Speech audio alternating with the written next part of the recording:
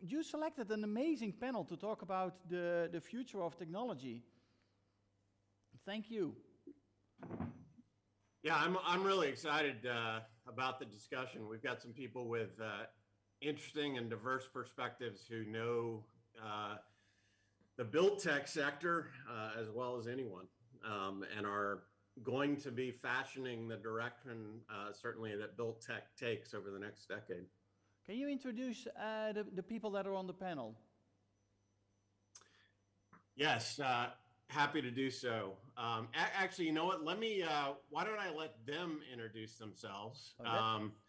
And I guess I can introduce myself first, and then hand it off to each of them. My name is Scott Ellison. I'm an angel investor and advisor to startups with a particular focus on built tech. So for me, that's both prop tech and construction tech. And all of the opportunities in those spaces. I am investing or advising about a half a dozen companies currently, most of which are fairly early as this sector starts to develop. But I'm thrilled to be on the panel this morning with Teresa. You want to kick us off, and we can go on to Othmane. And I think Teresa and Othmane, you both are in London, right? Yeah. My company is HQ in London, but at the moment I'm calling from Marrakesh. So hello from Africa. Outstanding. So we go from Marrakesh to London to, I think when Brad joins us, at least I think he's based in the San Francisco Bay Area. And then Christian, are you in Copenhagen today? Yep. Excellent. Brad's here. I'm in LA. Hey guys. Hey. We've got the planet covered this morning. Well, Teresa, tell us about you and your fund, your firm. Sure, absolutely. My name is Teresa Lee, and I'm VP of Strategic Engagement at Round Hill Ventures. So I lead up our engagement with LPs, helping them innovate and embed technologies in their firms, not just our portfolio companies, but also pipeline companies that we see when we're in space that solves their pain points. Excellent. Othmane, tell us about Marrakesh. That would be too long for this call. But hi, everybody. I'm Othmane Zrikem. I'm co-founder and chief data officer of PropTech. We're a specialized venture capital firm dedicated to everything surrounding real estate technologies. We back companies in a way that is stage agnostic, so from seed to pre-IPO. And our view is that anything that makes sense in terms of innovation, that could be from a business model standpoint, an innovation from a software perspective, hardware perspective, combination of both, is something that would be interesting for us if it ignites change within any type of real asset. So from resi to data centers to infrastructure, you name it, this is part of the thing that we do.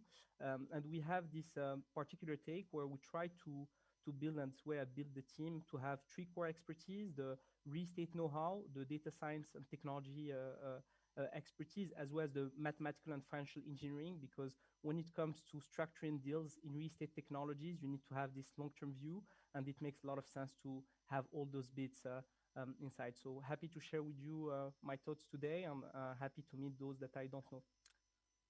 Looking forward to it. And for those of you joining who aren't familiar, Othmane and then Christian, our next panelist, represent two new funds raised over the last couple of years of pretty significant size. I think, in the 200 million euros plus in both cases. And to me, that's one of the exciting signals for what's likely to happen over the next decade.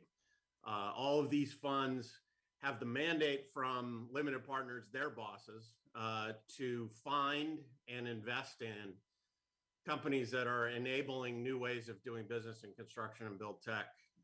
And Brad, I believe you have a couple of new funds as well, one focused on Europe and another on sustainability. But Christian, why don't you tell us about 2150?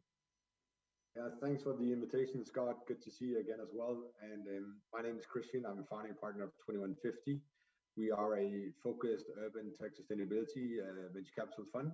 We were incepted here in February 2021, and we are about to do a final close around summer in around the 200, as you said, or higher. And we've not been as fast as raising capital as Fifth Wall, but we've been focused on broadening our thesis, both focusing on the build tech, but also the broader urban category, while also having sustainability at the core. And we are now looking for gigacorns, which we define as companies that can reduce 1 gigaton of CO2 while being commercially viable. So looking forward to meet the rest here and discuss. And Christian, obviously we know each other, and given the background of your fund, maybe it's even worth mentioning that, because you come at it from the perspective of an owner operator, or at least you've been close to that, and your partners have been close to that. Yeah, I think we've been incepted together with one of the largest real estate investors in the Northern Europe, INREP, Nordic Real Estate Partners, as one of our main LPs. But we have more than 10 strategic LPs who are engaged either in real estate or infrastructure today, with large asset categories. Excellent. Well, coming back across the Atlantic, Brad, I lived in Manhattan Beach for a little while at 29th and Ocean. So I'm jealous of where you are this morning, but tell us about Fifth Wall. Sure. Hey, everyone. Brad Greiwe. I'm the co-founder and managing partner of Fifth Wall. Fifth Wall is the largest sort of PropTech focused venture capital firm. Globally, we have about $2.5 billion under management. Our strategy is unique in that very early on, we recognize that innovation in our industry is going to happen in partnership with some of the largest incumbents in the space. So as of now, we help invest and partner with over 70 corporate partners in 15 countries globally. Our funds represent a multitude of different verticalized strategies. We have North American real estate tech, we have European tech, we have a climate tech fund, and we also have a retail fund. So, I think the opportunity in and around this space is massive. We recognize that everybody on this phone call today is going to be an important part of helping evolve this ecosystem. We're in the very early innings, despite what you've read in the paper and how much money you've seen enter the space. This is a multi-trillion-dollar industry globally, and we are just starting to scratch the surface. And I think the recognition here on the phone of where the industry is evolving, especially as it relates to sustainability and climate initiatives around essentially decarbonizing the industry. There's a lot of work left to be done. So we couldn't be more excited to be a part of this ecosystem with everybody here on the phone, and excited to jump in on the topics today. Yeah, and I would imagine that most folks who are either joining us today or will subsequently are familiar with the stat that people like to talk about, which is an important one, that the built space, whether it's construction or smart buildings, or not smart buildings, generates 40% of carbon emissions worldwide, and so that's certainly an important topic to touch on, and we'll come back to that. But Brad, given that you've I think been in this sector longer than anyone in terms of making investments, and playing off what you just mentioned about us being in, I agree, first inning, maybe second inning of what can happen in this space. Maybe you could talk about your perspective on what's changed over the past few years, such that in 10 years, we're not still saying prop tech and construction tech is whatever, X years behind. Sure. I see the world in a pre and post-pandemic lens. And I think pre-pandemic, we started to see significant uptick in interest. But I think it was more surface level than it was, I'd say, transformational, in that every board, every CEO, every executive team needed to answer a very specific question that either shareholders, investors were asking, which is what is your answer to technology, and this, whether it be the disruptive nature of it or the opportunities that it represents. And I think the easy answer there was to make an investment in Fifth Wall, or spin up an internal corporate VC, or put a couple $100,000 into an early stage tech company. But I think that was just the amuse-bouche into what has become something I think much more strategic. And I think over the last few years, we've seen organizations recognize and realize that technology, mainly being driven by the handful of innovators and more importantly corporates that were really investing in leveraging the opportunities that the space represented in a pretty transformational way. We're starting to showcase that absent a tech and innovation strategy, that the real estate value that you had access to was not being monetized to its fullest extent, or the business strategy that you were positioning your organization to take advantage of would be lacking without a technology innovation component. So what the pandemic did is just took everything that we've been sort of preaching to the industry as it relates to what is technology, how can it affect the bottom line of your business, and how it can transform the industry in unique and interesting ways, and made it real for the first time. And I think there are plenty of industries that I think use the innovation ecosystem as more of a feature as opposed to a core competency. And it always sort of challenge themselves as it relates to, I'm an office landlord, I've got record occupancy, I'm driving rents, why do I care about tech? Well, now that equation has changed completely. You're an office landlord, your tenants are leaving in droves, and the ones that are staying want more flexibility. And the services and products that are ultimately going to enable that and allow you to keep those tenants, differentiate your space, and monetize them differently are all going to be premised on technology. So that movement and shift towards digitization was just reinforced by the pandemic. And I think any organization coming out of this thing that's looking to be stronger than they went going in is like that strategy is likely being driven heavily by a tech innovation and digitization strategy. So the pandemic was really, I think, the catalyst that I think is going to drive this industry forward. And in 10 years, it's going to be the reason why every top performing real estate organization is going to have a very specific tech innovation strategy. Yeah. Yeah. And I think never before the pandemic did building owners or operators have to ask or answer the first principal question, which is, why do people have to come into our building? Right. It was just an assumed dynamic that people work in buildings, they come into commercial centers or around large urban areas. And we've all, for better or worse, figured out largely how to do our jobs at home or wherever we are over the last year or so. And so increasingly, you would think that people are going to have to answer that question. Why do people have to come into our buildings? Connecting that to sustainability, Christian, and throwing it back across to Europe.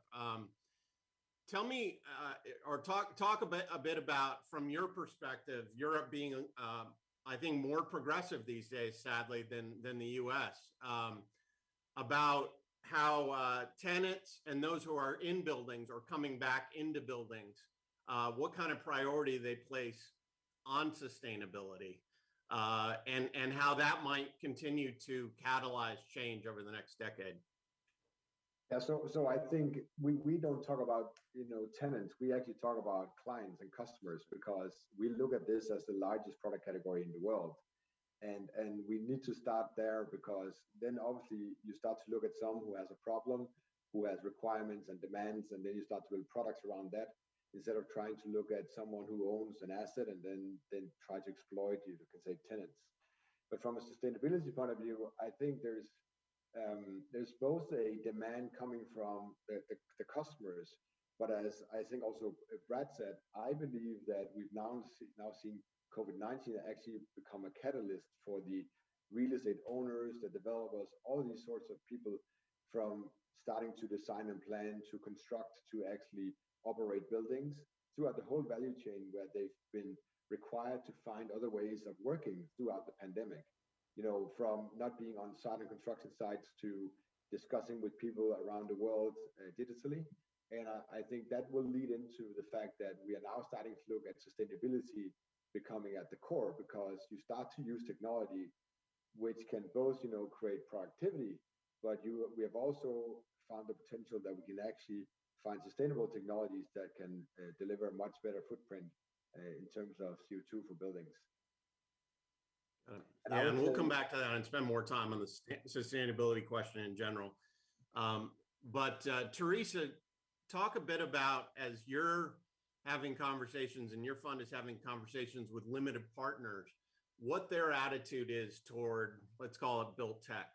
And I ask it in part because until the people who are investing in venture funds say, yes, this is an interesting area and we want people to dedicate dollars to it, you're not going to get traction, but that's happening now. We just mentioned the two new funds panelists here today, and then there's obviously a bunch of other fundraising that's happening. So maybe talk to us about it from that perspective, where you're hearing from people on built tech and on sustainability, their level of interest.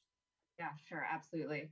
I think, as you mentioned, it's on everybody's agenda now. It's simply that you can't do nothing. So I think for a lot of our LPs, they have commitments to their stakeholders as well of targets they need to hit. I think Ivanhoe Cambridge very publicly announced that they're going to be carbon neutral, and not only that, but they're tying executive pay towards that goal. So I think they're really making people responsible for it on a personal level. So we think that's really key. And in terms of conversations we're having with LPs, we're hearing them ask about it not just from an investment point of view, but kind of what are you doing on your internal operations? What about portfolio management? What is the process within your investment cycle? Is it something you're sourcing deals? Is it in your investment committee? We're seeing that they really care about it across the chain from the very beginning to the very end. So I think sustainability is top of mind for everybody. And I think everybody understands what a responsibility built tech has towards kind of carbon emissions globally. Yeah. And for those wondering why I'm asking about limited partners, as much as venture capitalists are masters of the universe, ultimately they have bosses also. And when funds are raised, they're raised with a mandate and from the people who are putting capital into them. And ultimately, that's what's going to influence decisions. Othmane, you've just gone through that process also with your fund and your firm. Maybe you can talk to us about both that in terms of feedback that you're hearing from investors, which influence your decisions, and then also any other catalysts that you're looking at to push this, that'll push this sector forward over the next decade. Totally, Scott. I think that we had the opportunity and the chance to raise a different type of capital as we're structured as a permanent capital vehicle as opposed to a fund. And this was for two reasons. A, we wanted to have the ability to mimic or to equal the real estate life cycle, which is obviously super long. We can also see it only with a company such as Proco, who has been funded about 18 years ago and is about to IPO only now. It's because you need a lot of time to validate some of the customers cohort to actually get the validation of those kind of business models. So wanted to do that. And we've done that by raising mostly from owner operators of real estate assets, which gives us access to about $40 billion of real assets across Europe and a bit in the US.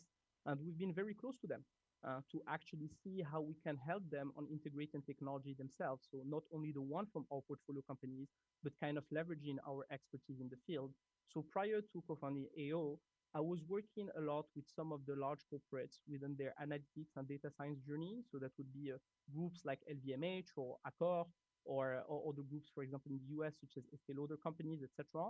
And what was really interesting is that those business got challenged but by two things, ad tech and martech. So you had the Google and Facebook of this world who kind of, popped on the radar and they became a massive, conduit of their marketing mix, which was not the case. And they wanted to control for that. So we had to help them put in place the right processes to hire the right people and just to rethink what is the top priority when it comes to having those kind of digital first strategy.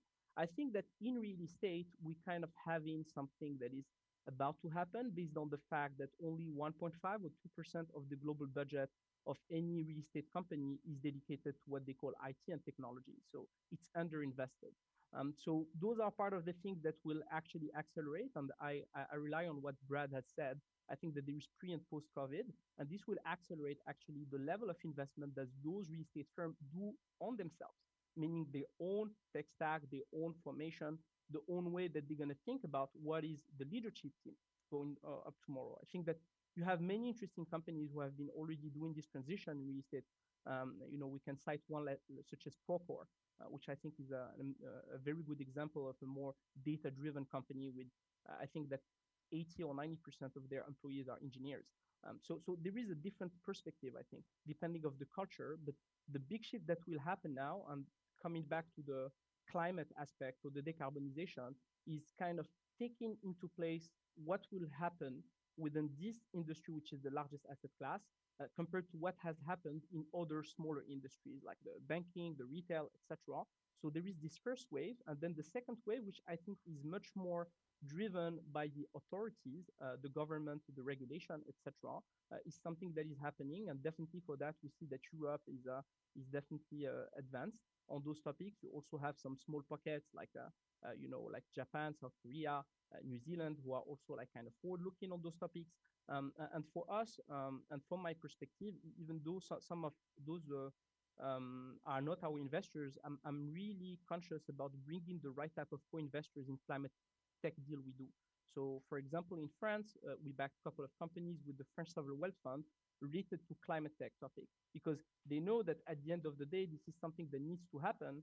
And I think that with the post-COVID stimulus package, we're going to see a lot of things happening within that. And that would be through different layers of financing, which goes through infrastructure, but also technology.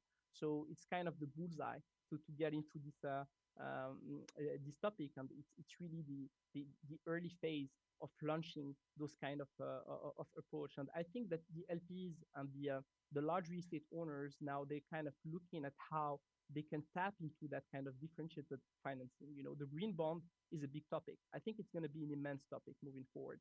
There is a lot of green financing. There is a lot of new things that are happening on the financial engineering side, which will help a lot ignite that change. But that's tied also to the internal transformation of those companies, while they understand more what is the type of profile that they need to raise as manager, mid-managers, and executives, which is something that is happening as we speak, and we're helping, obviously, our LPs and partners to transition into that. Got it. That's great. Why don't we shift to come back across to the US and ask the question that everybody always wants to ask VCs, which is, what are you interested in? And I suspect that we're going to get at the top of the list things that are connected to sustainability. But and Brad, I know you have a few different funds, so you probably have a long list. But why don't you kick us off and tell us what's maybe most interesting to you personally as you look across your activities at Fifth Wall? Yeah, listen, for me, I always like for my investment strategy to be influenced to a certain extent by where corporates are focusing their time and energy. So I'll sort of start by painting a macro picture of where we're seeing different industry categories focused based on where they see the most needs for their organizations in the short to medium term.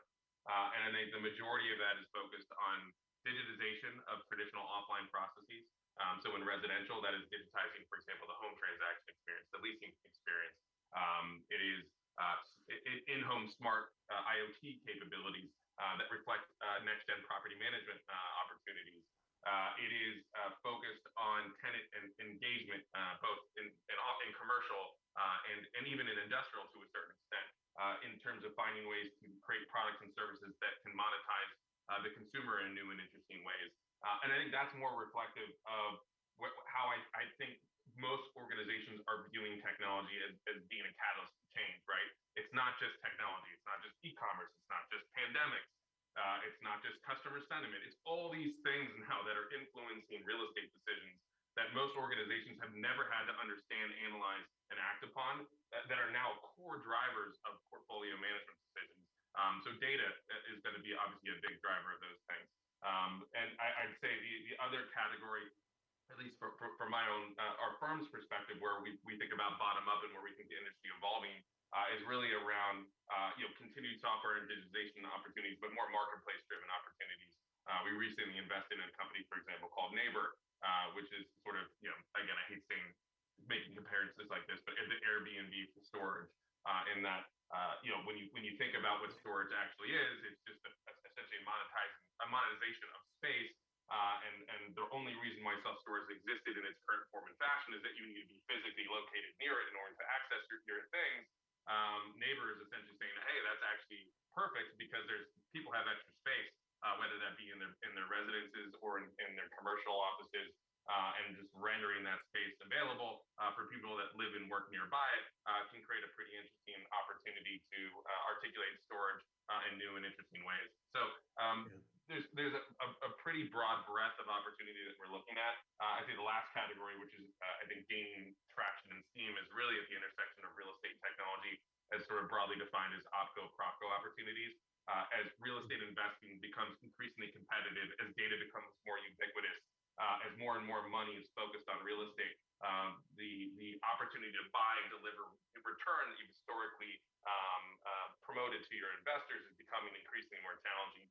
Becoming verticalized, articulating better operating capabilities are all things that are required in order to continuously to produce the yield that you've been able to enjoy historically. And a lot of those real estate allocators are looking towards the opcos, these tech-enabled opcos, that allow them to essentially manage, monetize, and access real estate in differentiated ways. That's becoming increasingly interesting. And obviously something that I have significant experience having built Invitation Homes prior to forming Fitball and convincing Blackstone to enter the SFR space in a pretty significant way. That strategy and the real estate that enabled it was essentially predicated on the use case of technology.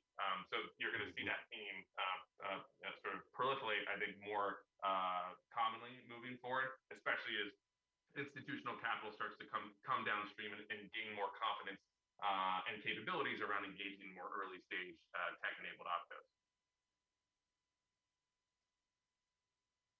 Oh, Scott, I think you're on mute. Looks like I got muted. The host muted me. Hey, you know, it's interesting you mentioned Airbnb because I don't imagine we have a lot of skeptics on the call today or who will be dialing in later in regards to the adoption of technology in the built space.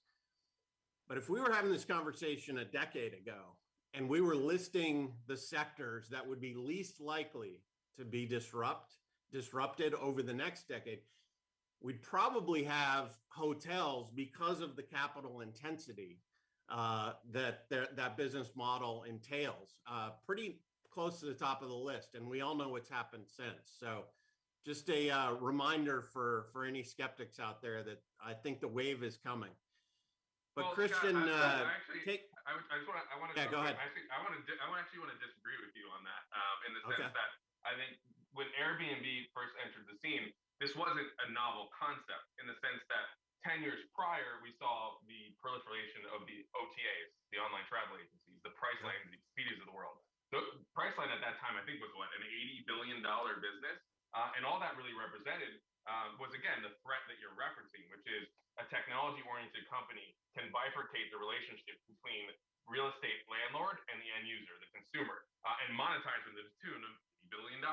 And so when Airbnb came out and articulated this short-term rental marketplace, it reflected the same dynamics of the OTAs. It was just monetizing a different form of hospitality in a different articulation of real estate. So history always repeats itself.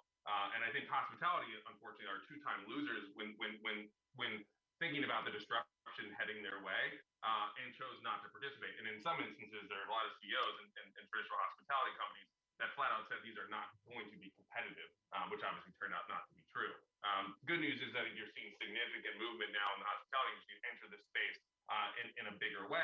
And the great news is that Airbnb marketplace needs something very specific as it relates to continue to operate in the way it has been, which is a institutionalization of the supply side, which hotel owners and investors are very good at articulating. So I think the opportunity still exists, but it's moving quickly, and there's plenty of new entrants entering this space that are going to continue to steal enterprise value away from the traditional incumbents if they aren't in a position to creatively enter and move quickly. Yeah, and at a minimum, providing a way to make liquid something, an asset that traditionally has never been, which is exciting. Christian, talk us through what you're excited about these days. I know it probably has a sustainability flavor, but I'll let you take that.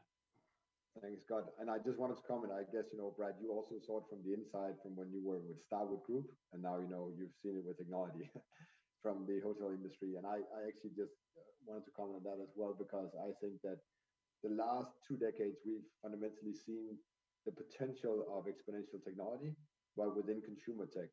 And we kind of, recognized the last couple of years that this is, doing something's good. Like now we can actually host a conference online where we're sitting different parts of the world, but also some things which are not good. And now technology starts to become societal relevant. And we're now starting to see actually the largest mobilization in history, because we need to fundamentally invest into categories that are relevant for society. And venture capital is the best facilitator and platform for that if we have time as the constraint and the bottleneck. And that is the fact when we look to climate change. And that brings me to 2 big carbon categories and areas we're excited about. So the first one being heating and cooling of buildings. we fundamentally believe that we need to find a way to reduce our energy consumption and increase energy efficiency, at the same time increasing the energy capacity. So we are definitely looking into how we can use new BMS systems, IoT devices to fundamentally transform the built environment, and also investing into new renewable technologies. Secondly, we are very interested in the decarbonization of materials into the embodied carbon of the built environment, everything from roads to bridges to buildings to airports and so on. And for example, steel and concrete are two really good examples of that, where we've recently invested in a company called Carbon Cure Technologies that just won the Carbon X Prize globally, which has the potential to actually reduce almost a gigaton if you look 25 years ahead. And they are reducing the footprint of concrete today with more than 10%. Got it. Sounds exciting. Teresa, how about you folks at Roundhill? What perks up the partners' ears when there's a discussion happening on Mondays or whenever you have your investment discussions? Yeah, absolutely, Scott. Exactly as you said, it's very sustainability themed right now. So we kind of look at it from a three-way view. So there's obviously construction, building management, and then kind of social inclusion and financial inclusion, as we call it. First off, with the sustainable construction side, we're really excited about modular construction on certain levels. We're associated with Roundhill Capital, which also has their own affordable housing and modular team called Madomo. So we talk with them frequently to get best learnings. And we also talk with our LPs who have now started being interested in modular housing and how to make housing more affordable, which kind of ties into our third theme as well. Around building management, I think this is obviously one a lot of people talk about in terms of HVAC, property management. But I think the big theme coming out of COVID is also tenant well-being. I think Brad touched on that as well. So I think air quality, anything to do with that is also became much more important, and also a data point that occupants care about. So I think people are starting to care in that direction. And then in terms of financial and social inclusion, we're just talking to a company called Urban Jungle here in the UK. So they do kind of renters insurance. And we're seeing that obviously tech always leads before government regulations. But the UK government actually just announced that they're now going to allow deposit passporting. So you can take your deposit on your current flat and passport into a new flat instead of doing overlapping and double deposits, which is often one of the biggest reasons people aren't able to move. So we're seeing hopefully that regulation now is catching up, but technology is definitely leading the way, and we're very excited about things like that. Othmane, take the same question, and going last, you've probably heard a number of themes mentioned already, but any others, or if you want to pick up on any that have already been mentioned that are exciting to you and the team at AO.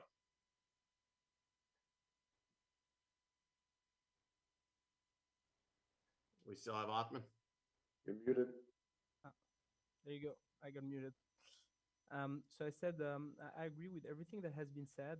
From my perspective, something that is worth mentioning is how we can look at climate tech within residential and real estate asset in general can be done in two folds. So either you look at the impact of the real estate life cycle, so the design, the build, the operate, the retrofit, and the end of life cycle, or you can also have a look at it from a different perspective, which is more of a deep tech. So for example, we backed a company in space tech, which is going to develop a constellation of satellites, which gives you the ability to have the thermal footprint imagery through LiDAR technology to assess the actual leakage of energy for any built environment. These are the new kind of data sets that I think will empower the new kind of driven strategy that are pushed by the government, because I think that in maybe 5 or 6 or 7 years, you're going to have a city like New York, London, or Paris. They're going to restrict, and they're going to have very specific rules, not only based on the BMS or the things that they collect through the smart metering, but they will try to have a strategy which is linked to the portfolio of some of the large real estate owners that are within those cities and regions. Some other example I could think of are things related to data centers. So for example, if you see right now, I think that data centers accounts for about 4.5% of global emissions.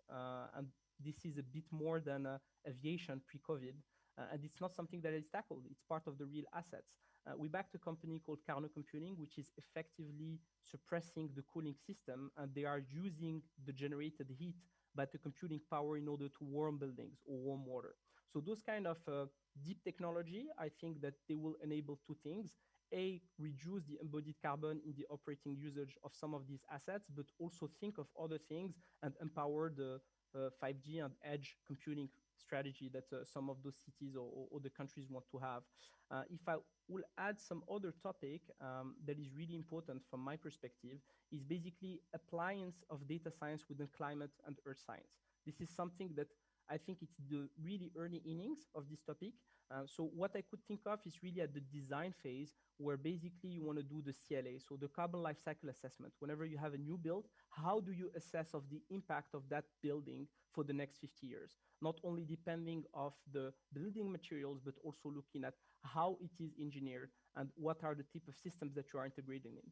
So I think that the data science is going to be something that is going to be much more integrated in different parts of the pre-built environment, and this is going to be a massive shift. I think that there is a regulatory pressure already in Europe, in France, so there is a new climate package that has been passed, I think, 2 years ago, and has been postponed due to COVID, so it's going to happen in January 2022. This is called RE 2020, and this gives you some very specific guidelines about what should be the carbon footprint based on the CLA. And I think that this is the kind of things which will drive the conversation even more, because we're going to have two things. Obviously, all the new build, and this is a big challenge mostly in developing countries and China and things like that. But you also have the massive wave that is retrofitting, and that would be also ignited by the post-COVID stimulus package, because we know that the government are doubling down on this topic for reducing climate impact, but also for getting more jobs. So I think that the technologies that will address part of those two elements will have really the ability to showcase some strong growth and some healthy unit economics within the next 5 years. So those are part of the things that we look at, but obviously, again, anything that is innovation and that makes sense in technology for risk assets is something I'm very excited about. So whenever a sector gets air quotes hot, like build tech has become over the last year, what inevitably ends up happening is that firms who are more generalist firms will start taking a look at startups. And I think it's important to talk about, and would love to get everyone's perspective on the concept of the value of built tech focused investors, particularly at the early stage.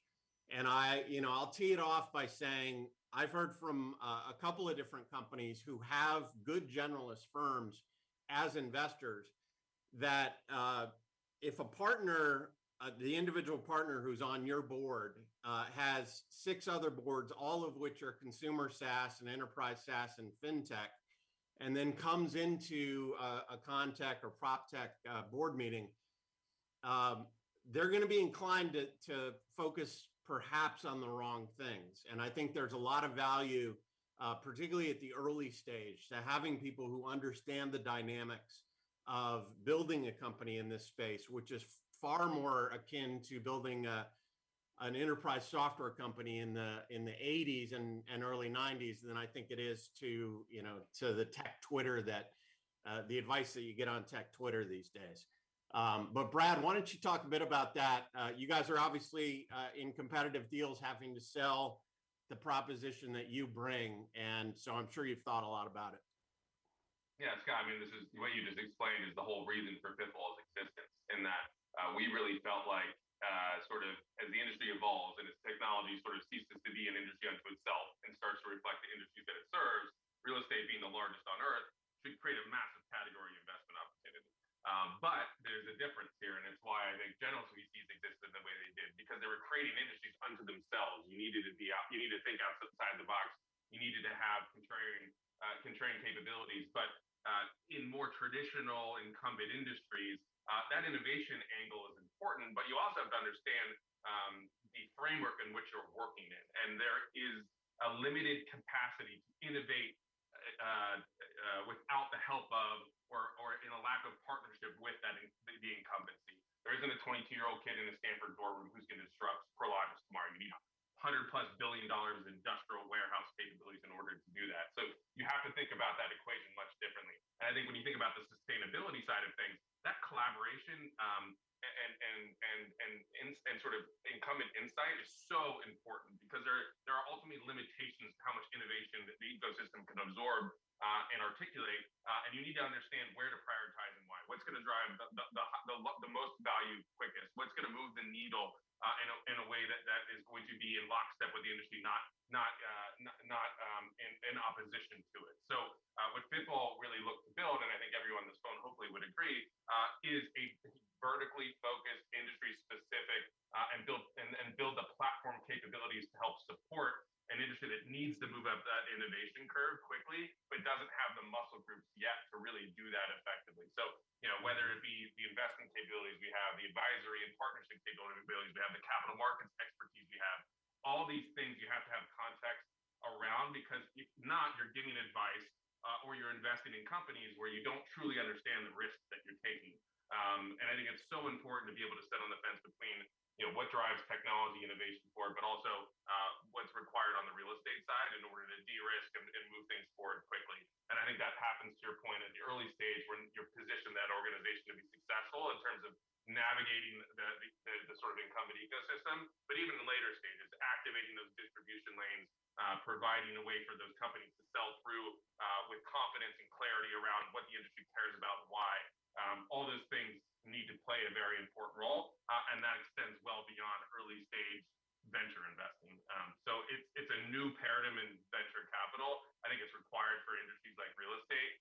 It's a much heavier lift, but it's worth it, because I think the end result is easier to underwrite, and you can dictate outcomes in pretty interesting ways.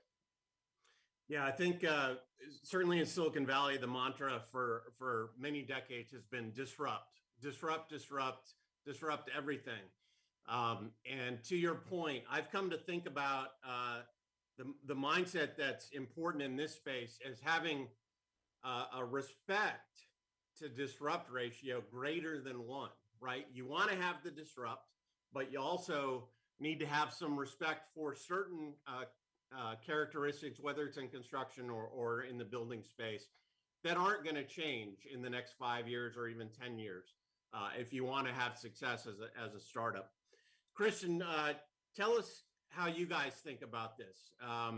You've just raised a big fund or in the process of that second close, and you're getting companies knocking on your door. You're going out and talking to them as well. And tell me how you think about and describe the value that 2150 and a kind of a PropTech focused mindset can bring. So from our standpoint, I think we don't disagree, with what Fitball and Brad and the guys are doing. I think we look at this as a great value add, where one thing is, opening doors, but also providing product market fit. And I think we actually looking at it in a way where we see a lot of ex-founders coming from classic, you can say, consumer tech companies, not having the domain expertise, but basically bridging, you can say, corporates, people engaged in the built environment within infrastructure with these smart young tech entrepreneurs. And that's, I think, is key, because as you say, Scott, we need to respect the current industries while transforming them. And that's the the ecosystem thinking that we look at. And then also, I think what is great is that now that the VC industry is bringing a new model to the table, like with the more facilitation role and platform than the usual, you can say, technology support and HR support and these sorts of things. I think we're starting to see a ability to faster transform really incumbent, slow-moving conservative industries, because this is not like one or two real estate owners or infrastructure investors who own a technology and dominate that. This is actually something where we can bring an ecosystem together and then provide it to the whole industry for the better.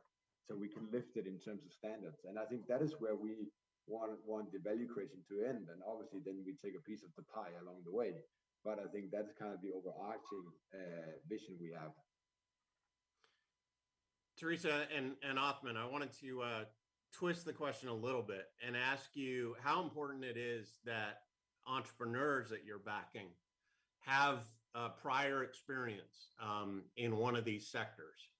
Yeah, some people argue it's critical. Others will say, as long as they have an appreciation for the dynamics and, you know, this respect disrupt ratio that I've talked about, that it can work. But how important is it to your firms that somebody starting a company in one of these spaces has lived in it before? And you guys are, okay, there we go. Teresa, you want to start? Yeah, sure. Sorry, I saw Othmane unmute himself, so I wasn't sure if he was going. I mean, I think from our point of view, it's not a check mark that we have to tick off if we're going to invest, but I think it's definitely helpful, like anything you've done. I think in PropTech, there's so many aspects that it can cover. So I don't think real estate experience prior is that important in that sense. But I think we usually look for that something special. I think every VC looks for in their founders. So I don't think real estate experience is that key thing we're looking at. But I do think getting dirty and understanding the industry, getting into the nitty gritty is something that we find super important. So even if they don't have that experience prior, that willingness to get into it and figuring out all the fine details is what we look. Got it. Othmane? I tend to agree with Teresa. What I would add is depending of the type of business model they're tackling, they might not need any kind of real estate know-how expertise. You know, like if you want to do something that is data science heavy in imagery or things like that, obviously they're going to have some end customers, but the core of the technology that they're developing is based on some other kind of knowledge. But if you want to be, let's say, on the B2B side where you need some kind of deeper networking and understanding of the different stakeholders, then rather have some good background in the space because you need to know your customers, and those are kind of complex to get. You're not going to survey them easily for some of them, so it's better to get that first touch knowledge. And I would say that in the earlier stage, and it's something quite interesting that you said, I think that in PropTech in general, this is the space where I've seen most of the qualitative angels. And I think that compared to some other industries and segments, technological segments, the angels are very valuable when it comes to PropTech, because most of the time, those are the guys who bring actually that kind of core deep expertise in a specific domain within real estate. And that domain expertise translates sometimes very well for some of those founders who do not have that real estate background. So I did see a couple of times some interesting founders who didn't have any kind of real estate know-how, but they had 3 core advisors who kind of, you know, they went through a fast MBA and they were just good after it. So yeah, so I would say that. So we're bumping up against our allotted time. I want to do a lightning round just to close. We've talked about a lot of reasons why these sectors are going to generate a lot of value over the next decade. So let's go on record and go around the room. How many unicorns are going to be created over the next decade in built tech, PropTech, ConTech, associated sectors? Brad? Jeez, a lot. Yeah, the industry's too big not for it not to. The total addressable market for most of these companies is absolutely massive. And in some instances, incumbencies just aren't in a position to respond appropriately. So I think we're going to see a significant amount. Hard for me to put my finger on the exact number, but it will definitely be more. I bet on more than less.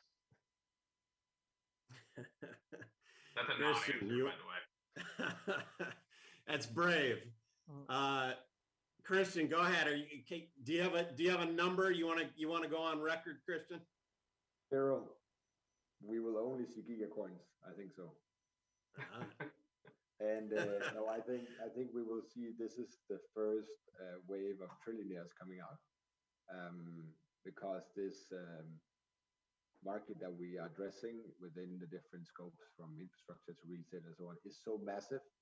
So the share of wallet, you know, compared to before you had a technology where, you know, it would be relevant for maybe 6 months or 2 years for people, then you see these companies, they will be alive for 25, 40 years, because this is something which is just, you know, so sticky in our lives. So I think this, you will see very different returns, but also to the societal factor, I think we will see this be very relevant for GDP and all sorts of things. So that's why I'm so happy to be engaged in it. So Teresa, using Price is Right rules, we've got more than less, and zero. So I guess if you say one, you win. Yeah, anything is somewhere in the middle is definitely going to be the right number. I think, again, as both Brad and Christian said, there's so much growth possible in real estate and PropTech and built tech. And I think for us, just seeing the transformation of the industry from 5 years ago in 2015, 2016 till now, it's already been so transformational. So I think even just the new subsectors of PropTech and built tech that will come out in the next decade, there's no way to kind of put a finger on that number. So I think we're just excited to see what else is going to be coming down the line. Othmane, you want to wrap up for us? You're Mr. Data, so you got to give us a number or at least a range. So what I'm going to try to give you is a split between geographies. I think that there will be as many unicorns coming from Europe, if not even more than the US within the next 10 years on PropTech. Yeah, I like that. I like that. Topic that we could spend another hour on, and hopefully at some point will. But Teresa, Othmane, Christian, Brad, thank you for joining us, and thank you to everyone who's joined us live and then who will join us subsequently. I think this is a super exciting conversation. We're only in the early innings, and the next decade is going to be a lot of fun. So stick with it, and let's watch the stories develop. Thank Thanks you for very the much. invite, Scott. Guys. Bye, everybody. Thank you very much, all. I see a nice number behind Christian, but that is a really large number, so I don't know if that's the number is that we're going to. Well, tomorrow we're gonna we have one more golden envelope, and we're gonna announce the best VC of 2021. So you all are in there, and well, this was an amazing panel. So thank you very much, Scott, for organizing this. And for sure, what you said, well, we need to do this more often because these companies are really pushing the industry forward. So we really need these VCs, and it's great to have them with us. So thank you very much. Yeah, thank you for having us. And next time I'll hold their feet to the fire and actually get predictions. Yeah, they should put a number behind them, all of them. So they don't have to guess. Thanks, well, thank you very much. Have a great day there, and speak to you soon. All right, take care. Take care. Bye-bye.